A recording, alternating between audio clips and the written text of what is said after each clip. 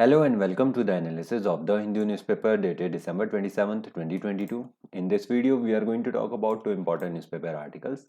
These articles have been taken from the Hindu newspaper, so they are going to be absolutely important for you for the civil services examination. So let's deep dive into this particular newspaper articles. Now, the first newspaper article we are going to talk about is regarding the AVGC industry. What is AVGC? Animation, visual effects, gaming and comics. Now this article becomes important because there is a report which has been presented to the union government.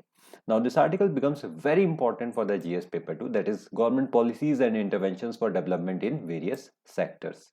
Now let's talk about this particular newspaper article, but before that we need to understand the context of this newspaper article. So there is a campaign which is known as Create in India campaign. Now it has an exclusive focus on content creation. Content creation regarding what? And it is going to give an international platform for animation, visual effects, gaming and comics, right? AVGC industry. Now it is aimed at doing the following things. Now the first thing is that it is going to attract foreign direct investment in the content creation. Now if the money is coming into the country, that's a good thing for us, right?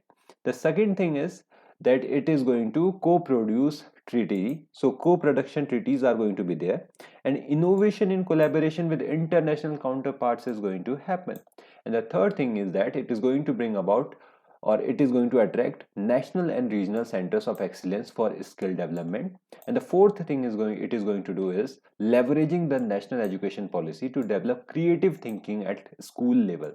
Now all of these things have been said in a recommendation by a report of a task force on AVGC promotion. Now this particular report has been submitted to the union government, and it is to be seen what the union government does. Now let me give you a background of this particular AVGC industry, because it has been talked about in the union budget 2022 to 2023, which is presented in first week of February, right? Every year.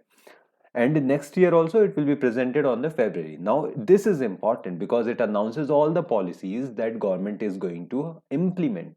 So the union government budget, that is 2020 to 2023, announced for the formation of an AVGC promotion task force to realize and develop local capacity and local and global demand to widen the scope of AVGC industry, because all the industries like content creation industry is growing at a very rapid pace. You can see all the YouTubers, you can see all the vlogs, and this particular analysis you are watching it on YouTube, right?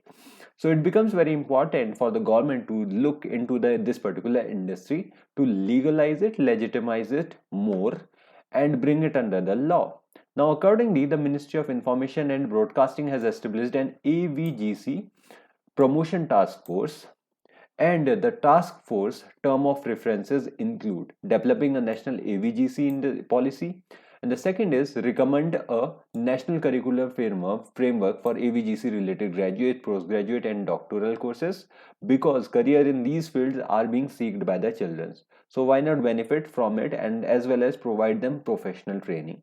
And it is also going to collaborate on skilling initiatives with academic institutions, vocational training centers and industry. Regarding this also you have to think about in the task force. Now the task force was also implemented in order to, or it was brought about to increase employment opportunities, to look into the employment opportunities in these areas, and increase exports and recommend incentives to attract FDI in the AVGC sector. Now these were some of the terms of the reference what they need to look into. Now the AVGC industry came about with some of its recommendations. But before understanding all the recommendations, let's understand this particular sector which is known as AVGC. Now currently, if we look into the AVGC sector in India, it has witnessed 28% growth in 2021, and it contributes to about 2.5 to 3 billion billion dollar of estimated 260 to 275 billion dollar worldwide AVGC. So it is a significant number, that is 2.5 to 3 billion out of 260 billion dollars worldwide, and it employs about 1.85 lakh AVGC professionals. And if we talk about the nature, or how it is expanding in India, then India has moved into the global top 5 in the gaming industry and can witness a growth of 14 to 16% in the next decade, and by 2023 the number of online gamers is expected to reach 45 crores. Why are people playing online games? Because they are getting a lot of benefit out of the online streaming and all of these industries. So the nerd you considered to be not very attractive is now very attractive, because he is earning a lot of money now, or he or she is earning a lot of money playing just the games. This is the nature of where the industry is heading towards. And apart from it, if we talk about the potential of this industry, then this particular industry, AVGC industry, is going to become a $40 billion industry, which accounts to 5% of the global markets by 2025, and with annual growth of 25 to 30% and creation of about 1,60,000 new jobs, which becomes very significant. And as a result, it has the potential to become create in India and brand India. So India can benefit out of this particular movement of this particular industry, and it can get more rich and at the same time support all the content creators, right? But there are a few challenges. So despite the fact that AVGC sector in India is rapidly growing, there remains a vacuum due to lack of formal gaming training courses and legal clarity on this regard. Out of it, the training courses is not a very big problem. It can be implemented at any time. What is the major problem is the legal clarity regarding it, because some of the betting industries are already banned in India. Some of that I'm saying, right? But there's not a lot of legal clarity, and this leaves a lot of vacuum, and that is why the recommendations of the AVGC, or understanding of the recommendations of AVGC task force, becomes very important. Now this particular task force recommends that a draft national and state policy must be formed for promotion of the sector, and it must launch the Create in India campaign with an exclusive focus on the content creation. And apart from it, an international AVGC platform needs to be set up, which needs to be aimed at attracting foreign direct investment.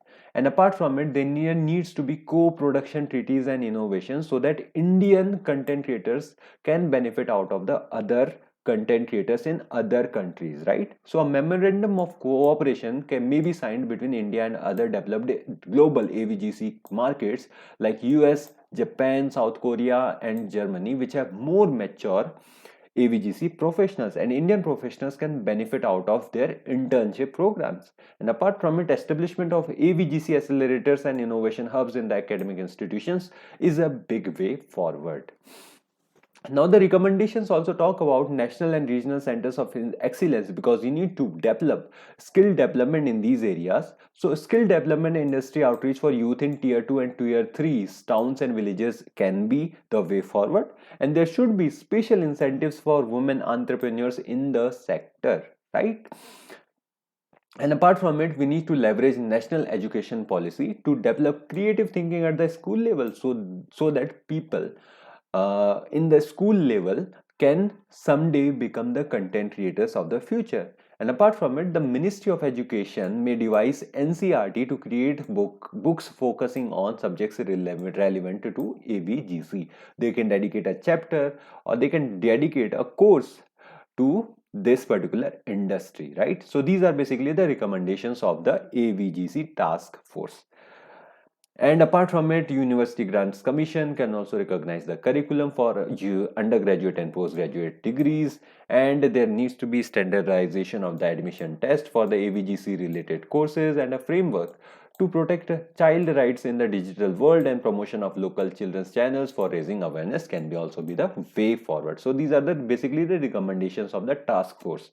Now union government has to decide what it needs to implement and what it needs to not implement, but Create in India seems like a very good campaign, right? So now let's talk about the gaming industry. Then now the gaming industry is very increasing, but at a very high pace. If you see the funding, that is, then in the pandemic in 2021 it has increased by many folds, but now it has decreased because the VC funding is now drying up eventually. but the funding had almost increased to in 2021. It has increased by a very substantial number. You can see basically on this particular graph, right? So this particular thing needs to be kept in mind while formulating the policies, because people are getting more and more interested in these industries. Children are getting more and more into the gaming industry. So a new gaming policy or something like that can be the way forward. All right. So now what can be the way forward? First, we need to do the democratization of the AVGC technologies by promoting subscription-based pricing models for MSMEs, startups, and the institutions. Indigenous technology development through incentives, schemes, and intellectual property creation can be the way forward. And we can also set up a dedicated production fund for domestic content creation to promote the country's culture and heritage globally. Now this can be the way forward. We can make the games which represent the culture of this country, right? So this can be the way forward, right? So these are some of the way forwards, and we will see in the future how the government comes up with the AVGC industry and the content creation. But the future seems quite bright in this regard.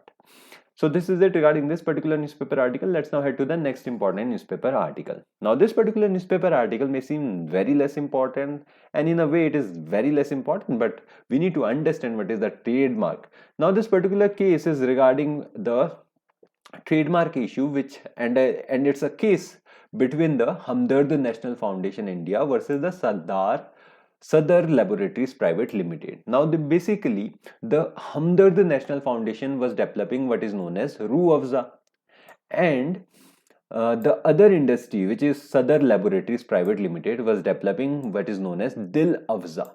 Now, this may seem like that these are the same entities, right? But the Hamdard National Foundation has been developing the Ruh Afza from the 1906, which becomes a very significant thing.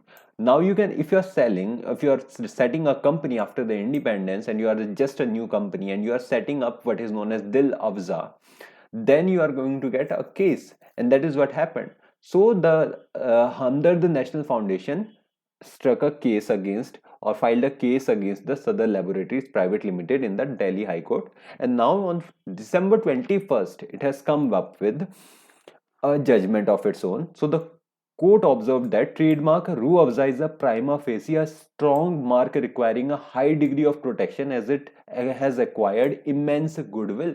People trust this brand Ruh Afza, and creating a proxy like Dil Afza is something which is infringement of the trademark. Now let's understand what is known as, we need to not get into the cases or matters of what are the peculiarities regarding or specificity regarding it. We need to just understand what is trademark, right? So we are going to understand what is trademark.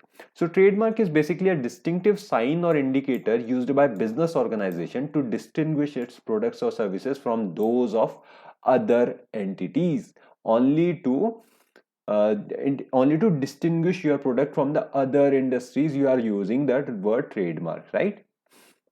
Now it serves as a badge of origin, exclusively identifying a particular business as a source of goods or services.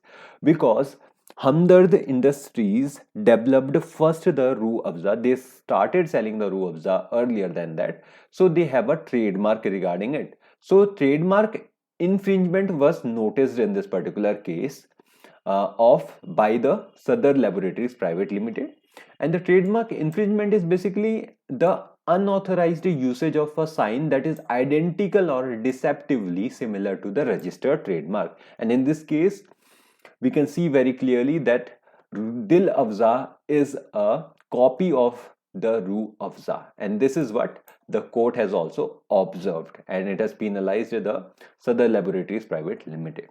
All right. So this is it regarding this particular newspaper article, and this is it for the day. Thank you from my side. Do like and share the video and subscribe to this channel. Have a good day. Bye.